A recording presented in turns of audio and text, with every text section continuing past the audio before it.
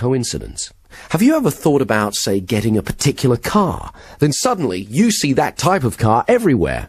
Maybe you're just noticing how many of those cars were there already. Wouldn't it be good to attune your mind to notice how many opportunities there are to become wealthier? Some people believe the mind is like a magnet, that what we hold uppermost in our attention, we attract to us. In other words, we always get more of what we focus on. In music, there's something called the principle of sympathetic resonance.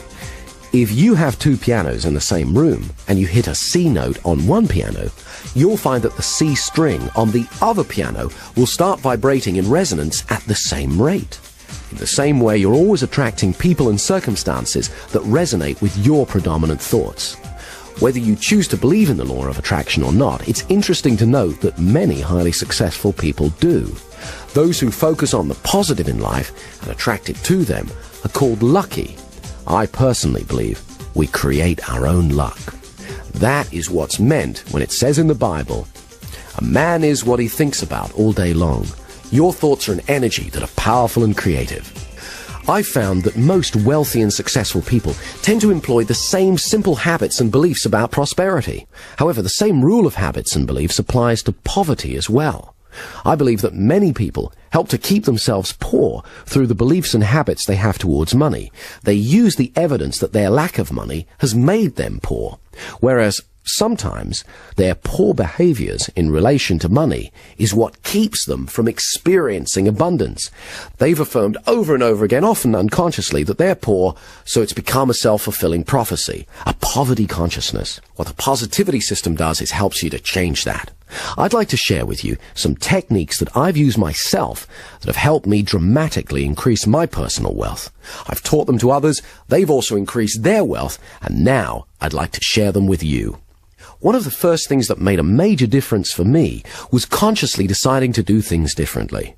Years ago, I definitely had a poverty consciousness, worrying constantly about being poor or how not to be poor. So guess what? My attention was, yes, on poverty. For example, when a bill would come through the mail, I'd open it, I'd worry about how I was going to pay it, I'd feel poor inside. Obviously, it's important to be financially organized and consider how best to pay bills. However, I was also affirming to my unconscious mind a poverty belief. If you're going to be wealthy, it's just as important to prepare for wealth by feeling rich inside. So what I started to do when I opened a bill was vividly imagine I had thousands in the bank. You can imagine how good that feels. I was sending a new message to my unconscious. Some people try saying affirmations like, "I am truly wealthy." But if deep down you don't believe that, it's next to useless. You have to create a feeling of wealth by vividly imagining yourself as wealthy over and over again. Next, I needed to change my self-image around money. I had a scruffy little checkbook, one that reflected my scruffy little finances at the time. So I changed banks and got a clean new one to help me start to feel different. The mind is sensitive, so it's important to signal to yourself that positive changes are happening. Then the real fun began. I needed to get a strong sense of what greater wealth would be like. So I got an old bank statement, cut it up, removing the bits that said overdrawn, and began to rearrange the figures and glued it back together, showing that I had thousands in credit. As soon as I'd finished, I burst out laughing. Actually holding it in my hands, it began to feel more real. Within a few months, the imaginary amount had become a reality. Having that tangible piece of paper, the bank statement, had really helped. So I went about making a scrapbook, collecting pictures of things I wanted, places I wanted to visit, people I wanted to meet. Remember, the mind needs a sensory-rich experience of what you want it to make real for you.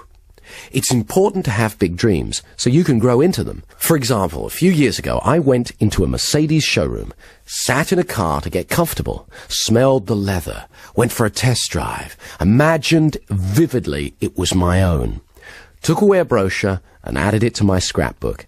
Imagined driving it every day.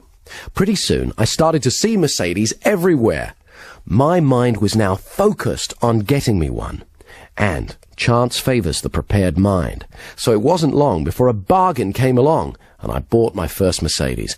As George Bernard Shaw said, "Some men see things and ask why. I dream things that never were and ask, why not?" A friend of mine got really into this type of creative visualization. He'd been practicing on visualizing parking spaces. Amazingly, it seemed to work. So he decided to go for bigger things. He'd never traveled abroad, and he really wanted to, but he didn't have the finances. So he collected together a bunch of travel brochures, cut out the pictures of all the places he wanted to go, and stuck them in his scrapbook. This is the funny part. He packed his suitcase every Sunday for a month and went to the airport. He even stood in line. He'd then come home and watch a video of a program about travelling on Concorde and look through his scrapbook at all the places he wanted to go. He really gave himself, his unconscious mind, that experience of travelling to and enjoying exotic locations. He focused on it for a month non-stop because he believed you always get more of what you focus on. Suddenly, he was called into his boss's office and asked if he would become their international correspondent. His boss explained it would mean traveling all over the world. He could hardly believe it. Most amazingly of all, when he arrived in a small village in Switzerland, he began to get a feeling of déjà vu. It was only when he got back to England and checked in his scrapbook that he found it was the exact same village that he'd been visualizing. Extraordinary as it may seem, I've witnessed many such occurrences similar to this since. I personally have become more skeptical about coincidences and am willing to consider that in some cases it's as though the mind may actually have the ability to attract events, things, or people to us. When I made a TV series about paranormal phenomena, we featured one experiment conducted by a French scientist. He created a robot that moved in a random pattern around the room. Then, he hatched a group of chicks. When a chick's born, the first thing it sees it believes to be its mother. This process is called imprinting. The chicks imprinted on the robot as their mother. Then, he put the chicks in a cage in one corner of the room and switched the robot on. Amazingly, it stopped moving randomly around the room and moved over to the area where the chicks were. There it stayed, moving back and forth. Strong evidence for the existence of what's known as psychokinesis, or in other words, mind over matter. It appeared that the chicks were somehow willing the robot that they believed to be their mother to stay with them. At Princeton University, hundreds of thousands of experiments have been conducted testing human ability to influence machines and physical matter. When I made my TV program about paranormal phenomena, I interviewed Dr. Michael Ibbison from Princeton University, who'd been conducting a number of experiments which strongly point to the existence of psychokinesis. Some people are better at it than others, but it's like anything. The more you practice it, the better at it you get. I began to wonder, could it really be possible to literally attract money? What is interesting is that many rich people believe that's how they do it. But how do you do it? It's very simple, but it does take regular practice.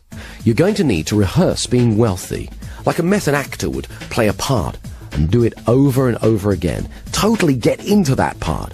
Okay, the first thing you need to do is get a scrapbook and start collecting pictures of things that you want, people you'd like to meet, places you'd like to go, things that you really want, anything that you want to bring into your life. Incidentally, it can just be a symbol you desire.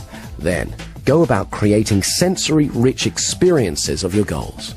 If it's a particular car, go about getting a test ride. Then it'll be easier to vividly imagine driving one over and over again. If it's a beautiful house, imagine walking around it until you know every inch of it. The feeling of the carpet, the smell, the texture of the furniture, and so on. Also, be open to feedback from your unconscious mind.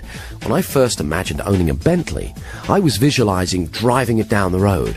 But other cars kept bashing into me. No matter how hard I kept trying to get out of the way.